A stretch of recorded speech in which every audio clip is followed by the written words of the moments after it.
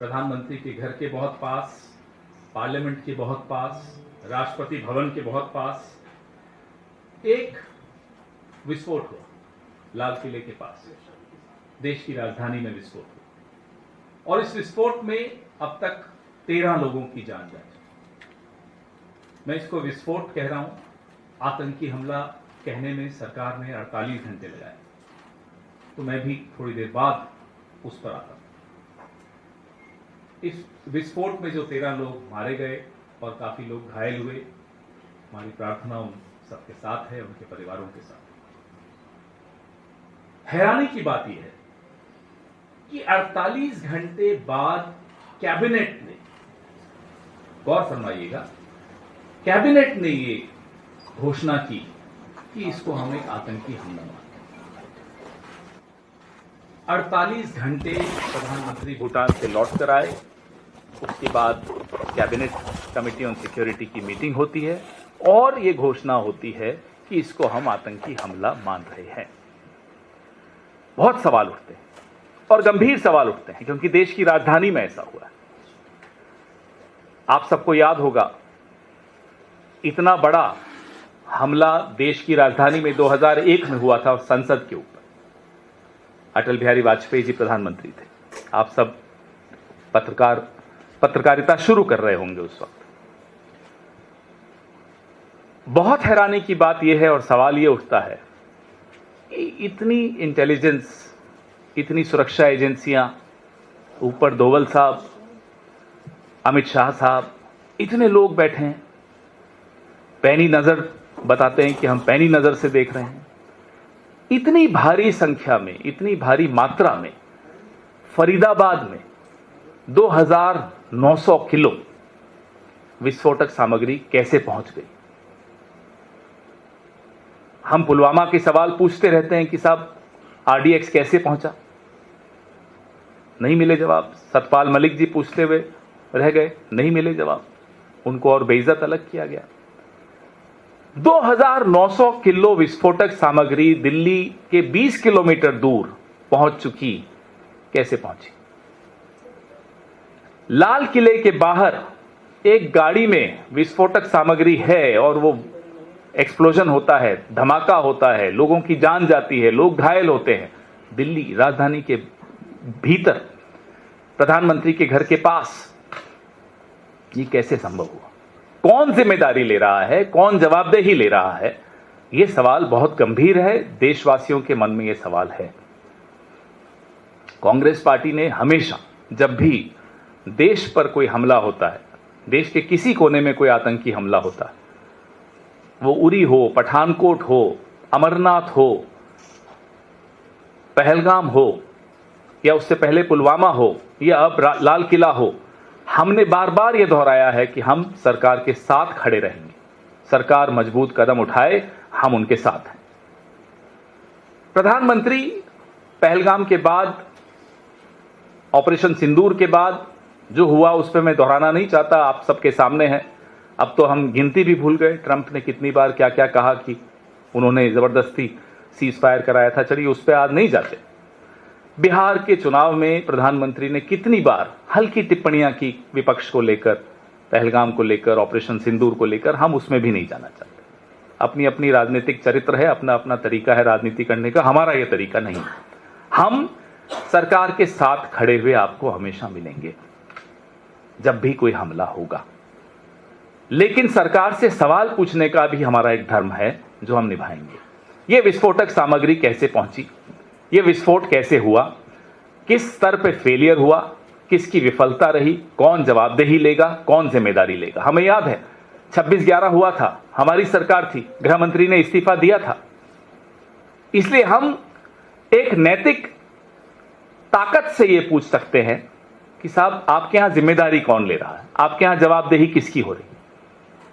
हम यह भी मांग करते हैं कि प्रधानमंत्री की अध्यक्षता में एक सर्वदलीय बैठक तुरंत बुलाई जाए। देश की राजधानी पर हमला हुआ है, प्रधानमंत्री की प्राथमिकताएं हो सकती हैं भूटान रही हों, अब तो वापस आ भी गए हैं। अब बिना विलंब के एक all party meeting under the chairmanship of the prime minister. ये रिपीट मैं इसलिए कर रहा हूं, इंग्लिश में भी हिंदी में भी, ताकि उनको ये बात समझ में आए प्रधानमंत्री जी को, कि ऑल पार्टी मीटिंग बुलाना और घमंड इतना कि आप उसमें खुद ना आए, ये अच्छी बात नहीं है, क्योंकि देश की सुरक्षा से जुड़ा हुआ मामला है और गंभीर मामला है। इसलिए हमारी ये मांग है कि प्रधानमंत्री अपनी अध्यक्षता में एक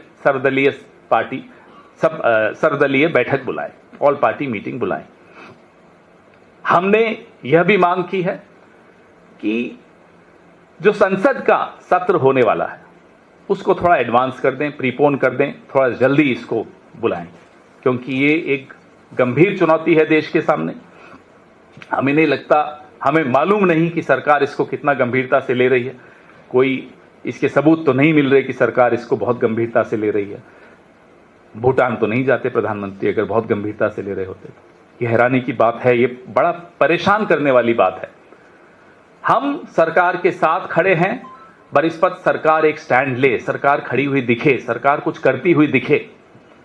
इसलिए हमारी ये मांग है कि आप ऑल पार्टी मीटिंग बुलाइए, आप संसद के सत्र को थोड़ा जल्दी कराइए, और ऑपरेशन सिंदूर के दौरान, पहलगाम के बाद प्रधानमंत्री ने कहा था, सरकार ने कहा था कि एक न्यू नॉर्मल डॉक्ट्रिन है।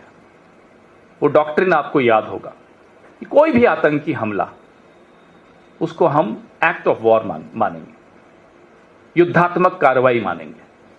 हम ये जानना चाहते हैं सरकार से, अब इस आतंकी हमले को आप किस तरह से देख रहे हैं, क्योंकि जाहिर सी बात है, ये आतंकी हमला हो, इसको बाहरी ताकतों द्वारा समर्थन भी मिल रहा है, ताकत भी मिल रही है, प्रेरणा भी मिल रही है।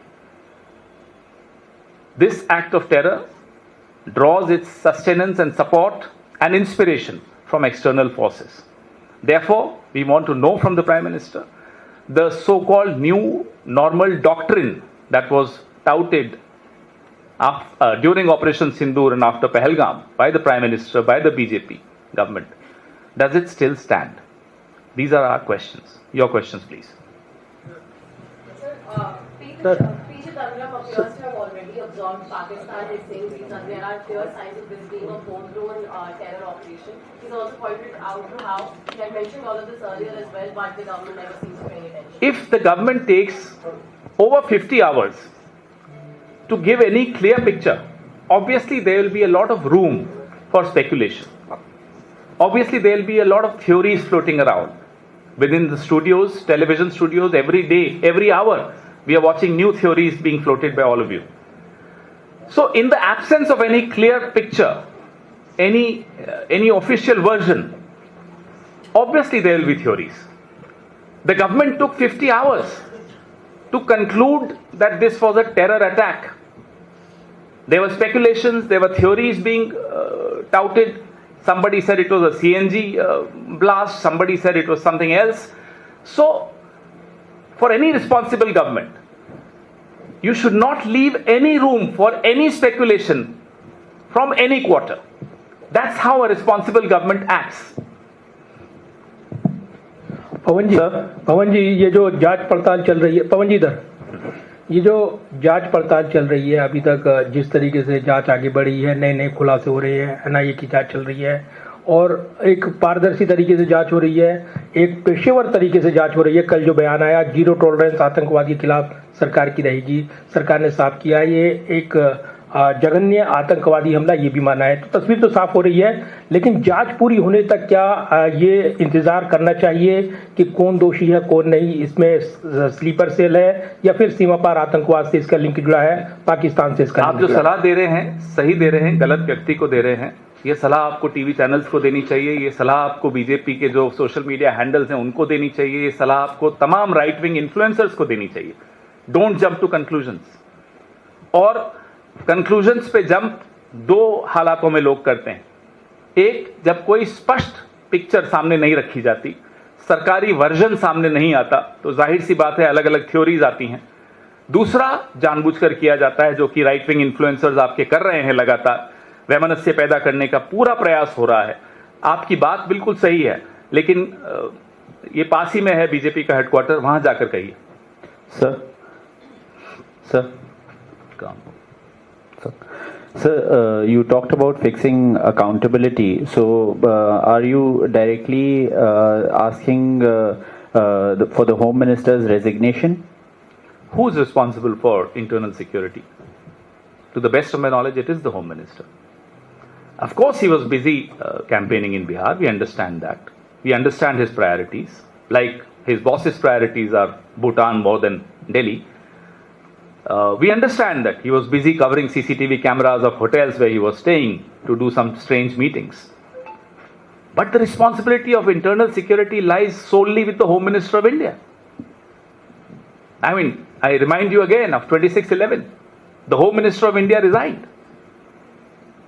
सर जो घटना हुई है, इस घटना में एक चीज जो सामने आई है कि सारे पॉलिटिकल डॉक्टर उसको कैसे देखते हैं आप? भाई, जब तक सामने आधिकारिक रूप से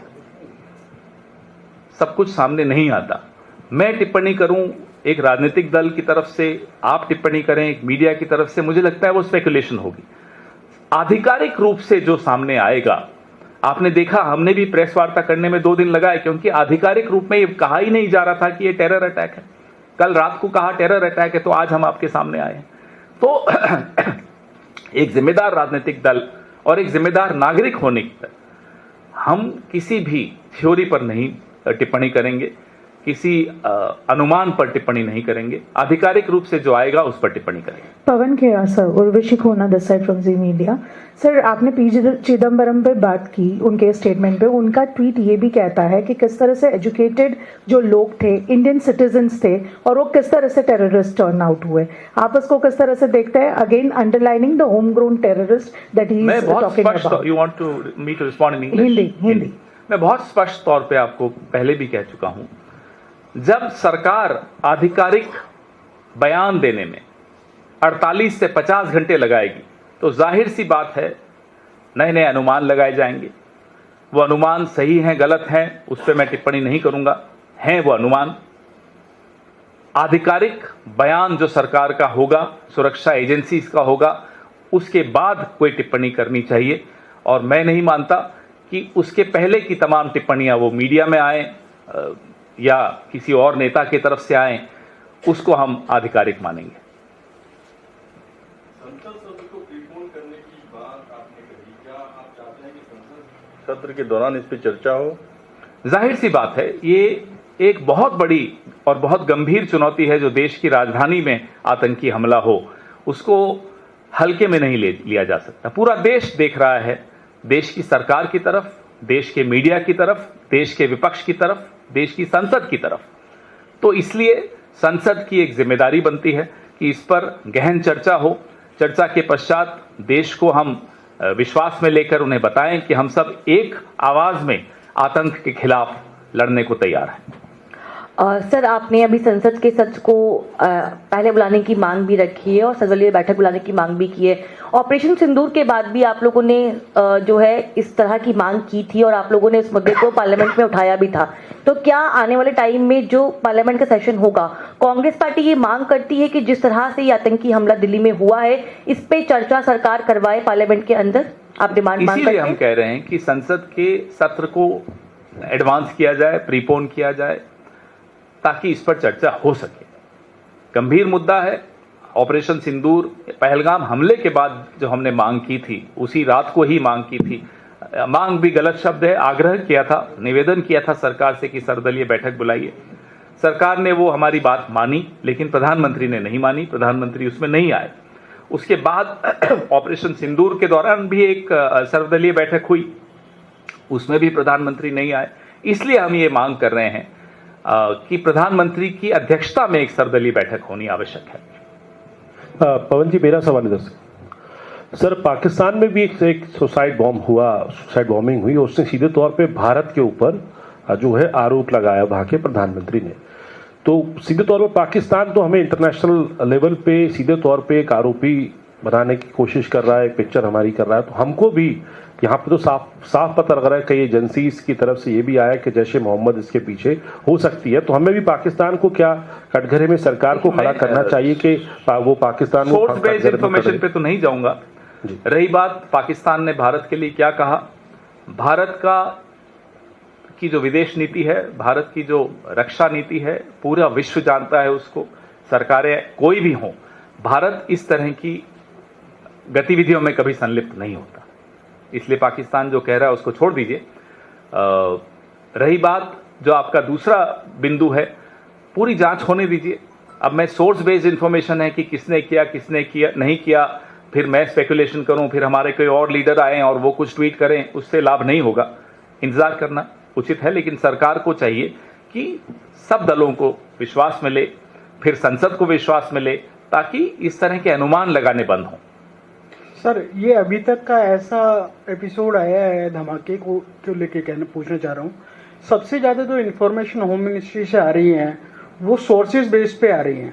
मतलब टेक्निकली जो गवर्नमेंट को स्टैंड लेना चाहिए वो नहीं आ रहा है, सोर्सेज से निकलकर बहुत सारी चीजें आ रही हैं। बहुत अफसोस की बात आप इसको कैसे लें? बहुत अफसोस की बात है, जो दिन भर सिर्फ बोलने का काम करते हैं, वो अमित शाह हो, नरेंद्र मोदी हो, जब भी देश पर संकट आता है चुप हो जाते हैं।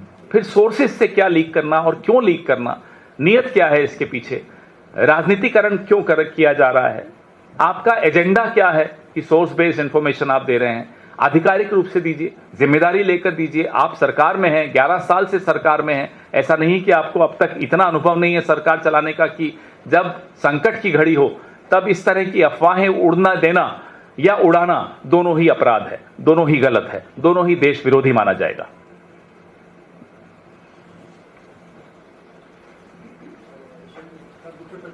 नहीं, हाँ, इसी पे रखिए अभी। आज ये एजेंडा अलग है, आज ये संकट की घड़ी है, नहीं बिहार नहीं। ये लास्ट टाइम ऑपरेशन सिंदूर के दौरान भी सुना तो नहीं था उन्होंने कि आपके जो डिमांड्स थे, अब इस बार कितने स्ट्रिक्टली, बिकॉज दिस इज मतलब obviously operation Sindoor was also severe, यहाँ पे जिस तरह से लोगों की मौत हुई है उसको लेकर अपोजिशन और कितना स्टर्न स्टैंड लेगा? हम मिलकर सब लोग आवाज उठा रहे हैं, संसद में भी उठाएंगे, आपके मार्फत उठाएंगे, और हमें पूरा भरोसा है कि आप लोग भी पिछले 11 साल में वो जो हुआ उसको भूलकर एक ऐसा स्टैंड लेंगे जो देश के हित में होगा और हमारी आवाज को बुलंद करेंगे। हम अपना धर्म निभा रहे हैं, सरकार अपना धर्म नहीं निभाए तो उसमें आपको और हमको मिलकर आवाज उठानी चाहिए।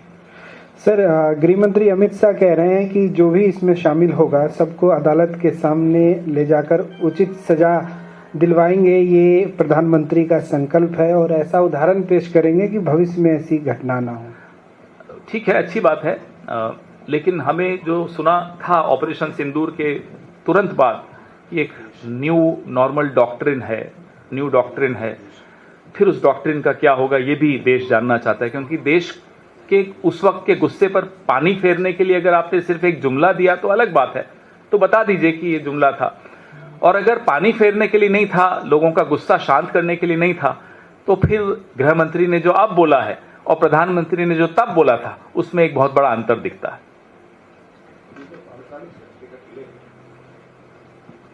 ये जो 48 घंटे का डिले है सरकार का ये मानने में कि टेरर एक्ट है, ये डिले का कोई कारण आपको लग रहा है खास? नहीं समझ में आ रहा। कभी किसी सरकार ने ऐसा नहीं किया। मुझे अच्छी तरह याद है 26/11 के बाद डॉक्टर मनमोहन सिंह ने राष्ट्र के नाम संबोधन किया था, प्रेस को संबोधित किया था, तुरंत आधिकारिक रूप से संवाद हम लोगों ने, हमारी सरकार ने मीडिया के मार्फत देश से शुरू किया था ताकि कोई अफवाहें न फैल सके। अफवाहें फैलाने की कोशिश तब भी लोगों ने की थी, कुछ तत्वों ने, अब उनका नाम लेना ठीक नहीं है, उनमें से कुछ अब सरकार में है, लेकिन हमने कोशिश यही की कि अफवाहें न फैलें, लोग अनुमान न लगाएं, स्पेकुलेशन न चले। इसलिए किसी भी जिम्मेदार सरकार को एक एंगेजमेंट तुरंत शुरू करनी चाहिए देश के साथ। 48 घंटे में वो एंगेजमेंट नहीं हुई। अभी हमारे साथी ने सवाल पूछा, संजय जी ने, कि सोर्स बेस्ड इंफॉर्मेशन आ रही है। ये सोर्स बेस्ड इंफॉर्मेशन का एजेंडा कभी सीधा नहीं हो सकता, का एजेंडा कभी देश के हित में नहीं हो सकता। अब ये तो मुझे नहीं मालूम, आपने जो सवाल पूछा ये मेरे दिमाग में भी अभी अभी ये बात आई है जो आपने, आपकी वजह से, कि क्या कोई इंटरनेशनल कारण है, क्या कोई अनुमति लेनी है किसी से। क्योंकि जिस तरह से ऑपरेशन सिंदूर में डोनाल्ड ट्रंप ने हमें बताया कि सीज फायर हो गया है, तो मुझे नहीं मालूम कि क्या प्रधानमंत्री को अब ये बोलने के लिए भी अनुमति चाहिए विदेश की कि ये टेरर अटैक है, मुझे नहीं मालूम। लेकिन सवाल आपका बहुत वाजिब है।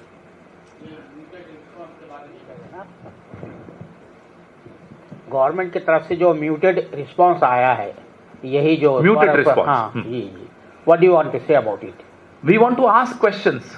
I completely share the curiosity you have, the concern you have as media and as responsible representatives of the media. Why this delay? I don't know about muted response. That's your version, and I completely respect it.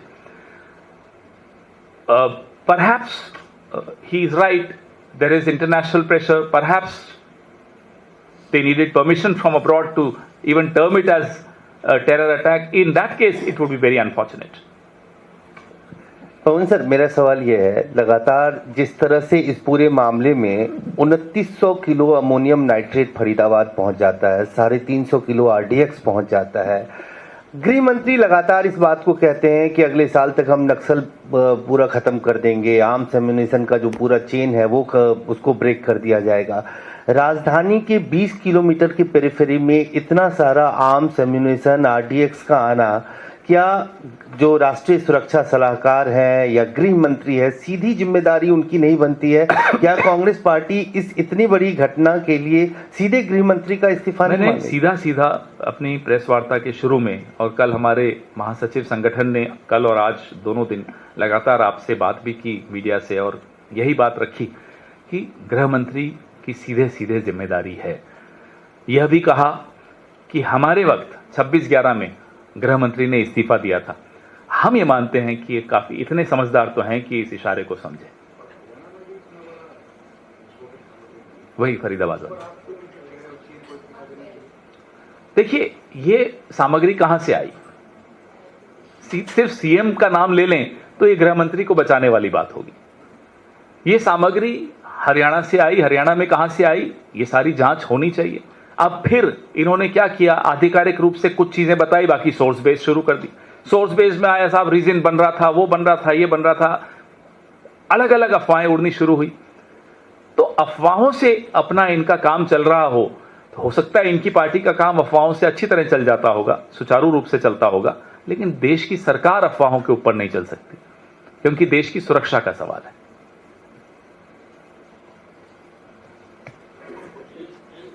नहीं, आज इसी पर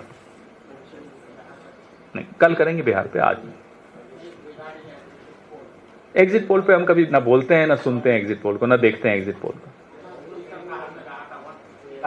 figure दिया था, home minister given 160 figure. बोलने दीजिए, home minister की यही तो प्राथमिकताएं हैं,